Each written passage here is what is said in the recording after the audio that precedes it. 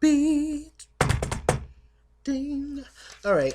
So it's Todd and Candy, and they talking, and Todd acting like he don't wanna babysit his own damn child that's getting ready to come. That's already here in real life, but she's still pregnant on the show. Congratulations, by the way, on the baby, Tuckers. I wonder if the baby got a big head like Mama Joyce said it would. We'll see. All right. He's just basically saying that, he don't really he's gonna be there, but he don't really want to do nothing. You know what men don't. It's just, honestly, when you're a first time parent, you just gotta get in there and then learn a lot. You can read all the books, you can have all the nannies you want, etc., etc. We'll get into that later, speaking of nannies. But there's no way to truly learn some things until you just get in there and just do it. Because like she said, he didn't really have the opportunity to raise his daughter, uh, Kayla, because he didn't find out about her until later on in life when she was older. So yeah. Anyway, moving on from that, we meet Victoria, which is Kim's friend and the godmother of her sons, and also she's like a stylist or whatever. Kim called her over because Kim wants to set up this little brunch thing with the girls.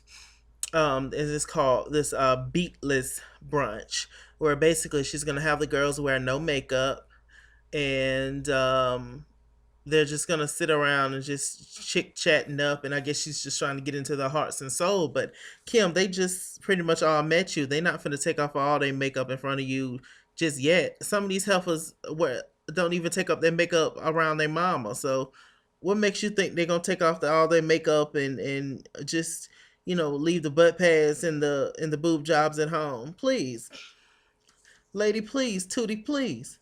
All right.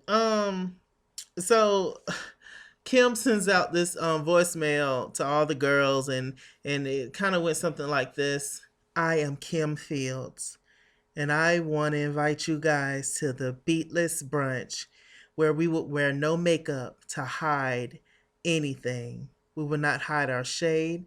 We will not hide our acne. We will not hide anything from makeup. We're natural beauties. We're black women. Black girls rock, or some kind of shit like that.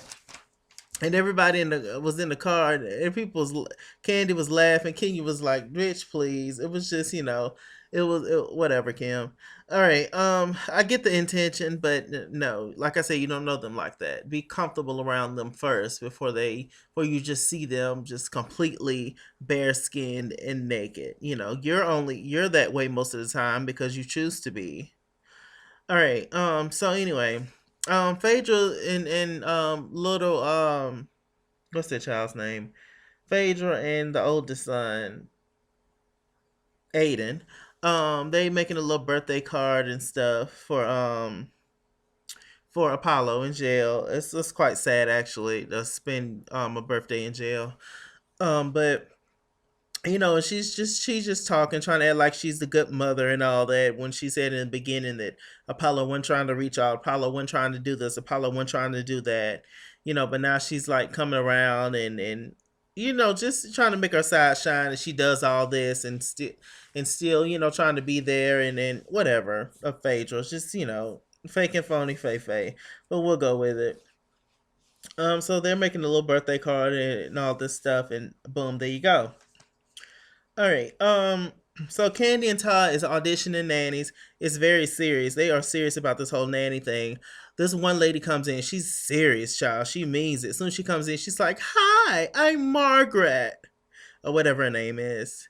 "Where's the nursery?" Candy was like, "Well, I didn't know about the nursery. I didn't have time to set it up."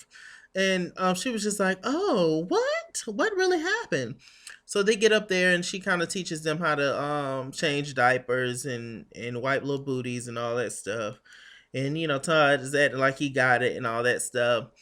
And Candy mentions the whole breastfeeding thing. Well, actually, the lady did. Margaret mentions the whole breastfeeding thing, and Candy was just like, "Well, I was thinking about breastfeeding her like a few months, and they asked Margaret, how long have you been breastfeeding your child? She was like, well, he's 19 months and he can ask for it by name. So, and Candy was just like, I am not gonna be breastfeeding my child that long until he get like over a year old, like 19 months. And him asking, give me the titty so I can drink. No, lies. And I don't blame her. That's so. I remember seeing, I was talking about on the news. It was this child who was like 4 or 5, and this woman was still breastfeeding. What the hell? You still got milk? Child, please. They've been selling milk in the stores for how long? Child, you know them titties is like orangutans now. Just two oranges, just dried up, and just two craisins. I can't. All right. So let's see. Cynthia Eyewear commercial. She meets with her team, and her team, and she discussed that she want to create a commercial for her eyewear business, and she wants Kenya and Kim to do it, to do the commercial together. But her team is more so leaning towards Kim because she's Kim Fields, of course, than Kenya Moore. But Cynthia's trying to be, you know, I guess, trying to keep the peace and trying to make everybody happy, and trying to incorporate the fact that, Kenya's her friend, and so she's trying to, just be fair, I guess. All right, Portia's career is really popping off. It seems she's doing good things. She keeps going back to where, I wouldn't see my life this way. If you would have asked me a few years ago how my life would have been, and I would have told you the kids and the dog and the partridge in the pear tree and yada yada yada. But she has a career now and is doing well for her. So good for her. And she looks good with her braids. Candy comes to pick Kenya up for the whole beatless brunch thing. Candy looked like she didn't have on makeup, like when they showed her, but she had on a little something, something. But Kenya comes out, full face, beat to the gods. Candy was just like, Kenya, why do you have on makeup? Kenya was just like, because I'm a grown ass woman, that's why. And I'm not finna let her little shady ass brunch, I'm not finna let this heifer tell me that I'm not finna wear makeup when I'm grown. I was just like, Lord, Kenya. Kenya starts talking about her hair, talking about let's not wear makeup. How about let's just not wear weaves? And Candy was just like, yeah, how about that? Like, if we're gonna be all natural, let's take off the wigs, let's take off everything, not just makeup. And she was just like, Kenya was like, the last time I saw Kim, it looked like two poodles was fighting on top of her head. I hollered, just a mess, just like a dirty matchstick. Who called her that? A dirty cotton ball. Somebody called her that. But it was just, I was like, child, she's. The ladies are arriving one by one, and Kim, if she's seeing makeup on them, which most of them had makeup on, she's talking about drop your eyelashes here in a cuff and shit. Kim, child, cheese, bye. Mm-mm. Oh no. I mean, I would have participated in the little brunch probably if I was there, but I'm a man, so and I don't wear makeup. I definitely want to start. Well, not usually. Well, no, I don't wear makeup at all. But I definitely want to kind of get into makeup, but it's different for me. But these women who are in the public eye all the time, like, please, you got to have your face beat, at least a little bit. Uh, but I do appreciate somebody who's an all natural beauty. I will say that. Um, so Portia arrived. She just left work, but she arrived. She already had on makeup before she got to work. Then they touched her up more when she got to work. After they told her the good news about how everything's going well for her, and so Portia arrived with like 3 hours of makeup on. Like, she arrived with 2 or 3 beats for 3 different people on her face. So Portia was beat to the gods. Cynthia was pretty clean. The only person that showed up like completely clean face was Sheree. Like, ultimately the moral of the story is you can't tell grown people what to do. You can ask, but I mean, if you're not asking them, if they come to the door and you see that they got on full face makeup, I mean, either ask them to leave or just deal with it. I mean, hell. All right. So they all the girls get there and they start to talk and have a conversation. Kenya brings up her whole Detroit trip, and they seem to be genuinely concerned and really kind of there for her in that moment. And so I can appreciate that. Um, so they get Portia was just like, look, the truth of the matter is that everybody's not comfortable without makeup on, which is true. And she was just like, and Kenya was just like, well, I mean, like makeup is just an expression of who we are as people. Everybody been wearing makeup since the longest. Back in the Egyptian days, they used to put clay and all that stuff and everything on their face. So it's just like, you know what, hell. I mean, okay, Kenya, with your little history lesson. So I do think that Kim and Kenya they kind of had a moment because Kenya was just like she felt some kind of way about her asking her to remove her makeup as if she's saying that we don't look good without makeup. Y'all know Kenya, a little shit stir. I love her, but she's a little shit stir. So she was, giving it to Kim, and Kim was just like Kim just wasn't here for it. Kim and Kenya going back and forth is kind of funny sometimes. But hey, I don't know what Kim thought she was trying to accomplish by doing this little beatless brunch. So they have their little moment and they sit and chit and chat and talk. Uh, Cynthia brought up to Kim and Kenya um about the whole commercial thing, and Kim was just like, you can tell she really didn't want to do it, but she didn't say it in front of Kenya.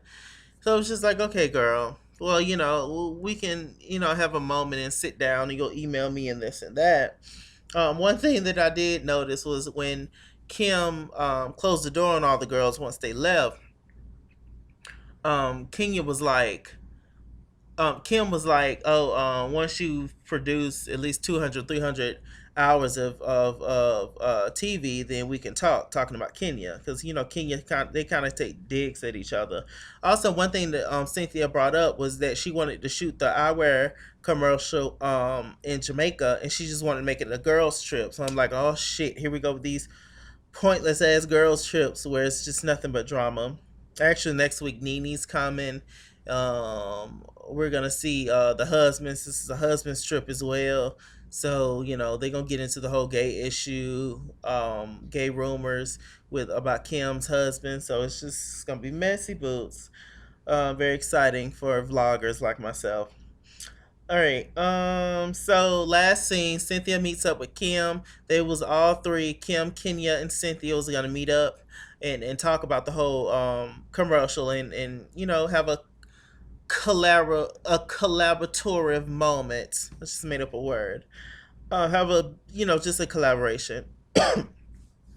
Excuse me. So they're talking and Cynthia calls Kenya trying to know just wondering where the hell she is.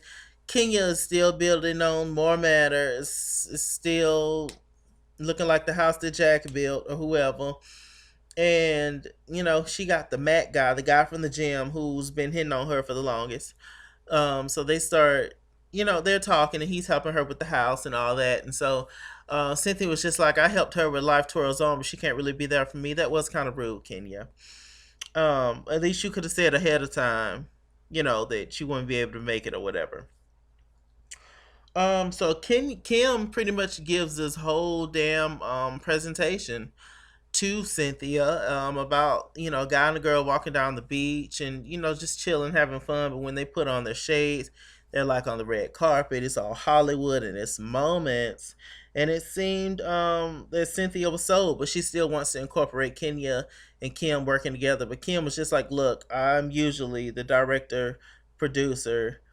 Producing director, all that stuff. I don't collaborate with anybody, and most of the time you don't collaborate. Kenya says you do collaborate sometimes. Even Tyler Perry had to help me out, had to help you out on something that you were supposed to do for me one time. I don't know what Kenya was referring to, but whatever. I guess it didn't matter that much.